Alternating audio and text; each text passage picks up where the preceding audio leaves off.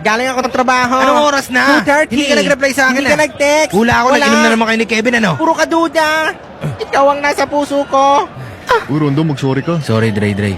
And the winner is Miss Philippines.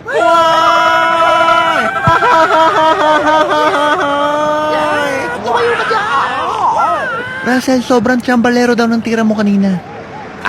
Hindi yun, Chamba. Nakita mo naman yung mga tira ko kanina. Hindi yun makakapi. Kahit slow mo pa sa YouTube. Advance din kasi ako mag-isip. Bakit parang hindi ka masaya sa pagkapanalo mo? Nanalo nga kami sa laro. Kaso, talo pa rin sa puso niya. Wow. Steph, maselan ka raw sa pagkain. Hindi naman ako maselan. Sa katunayan nga, lahat naman kinakain ko pa. Fries. Niluno ko na rin pati pride ko. Pag nagtututbrush ka, idamay mo yung dila. Ha? Hindi lang ngipin. Okay, dila. sir. Isdang! Inihaw! May lakad ka ba mamaya? Pwede ka ba makasama sa paggagala? Kung sakali, hindi pwede. O hanggang regular season lang tayo ha? Approve!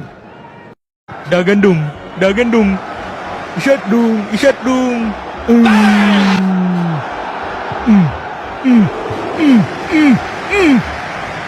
Tagasan ka, Lebron?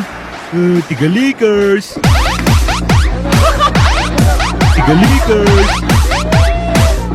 Kickers. Tigalikers. Kickers. Ang galing mo pala! Hoy, minsan turuan mo ako magbudots ha? Hindi niya na ako kilala. Hindi na? Ano ba nga ulit pangalan mo? Tyron Lu, di ba? Oo. Oh, nice to meet you, ha? I miss you, Lebron.